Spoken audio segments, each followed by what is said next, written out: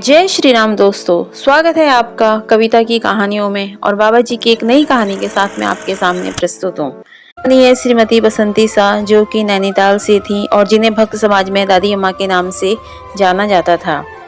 महाराज जी की आज्ञा प्राप्त कर अन्य माइयों के साथ एक बार वो गंगोत्री यमुनोत्री यात्रा को गई थी। जाते वक्त महाराज जी ने इन्हें सख्त हिदायत दी थी कि वो यमुनोत्री मंदिर में रात को ना रुके, नीचे हनुमान चट्टी में उतर आए।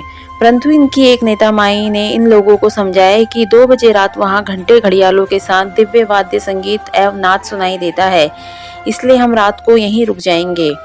लेकिन इन्हें यह न मालूम था कि उस नाद को सहन कर पाने की शक्ति हर किसी में नहीं होती, जिसके कारण कई बार ब्रह्मरेंद्र फट जाने से मृत्यु भी हो जाती है और कई बार रात्रि को वहां शेर भी आता है।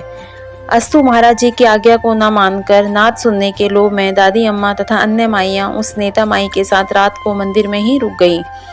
हजारों फीट की ऊंचाई की उस विकट ठंड में ये सब मोटे कंबल ओढ़कर अपने को मुंह तक ढाक कर लेट गई और उस दिव्य ध्वनि को सुन पाने की आशा में। तभी एक साधु बाबा उस ठंड में केवल एक चादर ओढ़े वहां आ गए और कहते हुए कि तुम्हें देखकर मुझ में भी साहस आ गया यहाँ रात बिताने का, वरना यहाँ रात को कोई नहीं रह पाता।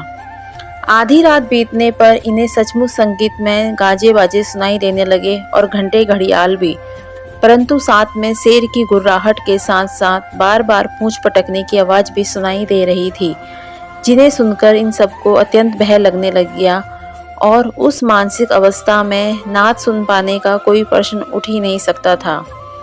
रात भर ये लोग राम राम का जप करते रहे और सुबह अपने अपने स्थान को लौट चली। और सुबह साधु महाराज जी का तो कुछ अता पता ही न था और लौटते वक्त भी उनकी बस, जिस बस में वो जा रही थी, वो गैंडशहर नामक स्थान में एक खड्डे वाले मोड़ पर दूसरी बस से पूरी रफ्तार से ऐसे टकराई कि इनकी बस की तेल टंकी फट गई, परंतु उसमें आग नहीं लग पाई। कुछ को इस टक्कर के कारण चोटें भी आई। किसी तरह यह पुनः कैची धाम पहुंच गई और वहां पहुंचने पर महाराज जी को प्रणाम करते ही पहला आशीर्वाद जो मिला था वह था बाबा जी की गालियों का अंबार। मेरी आज्ञा नहीं मानी, यमुनोत्री में ही सब मर जाते, और कि अगर मैं बस के आगे ना खड़ा हो जाता तो तुम सब खड्ड में गिरकर मर जाते।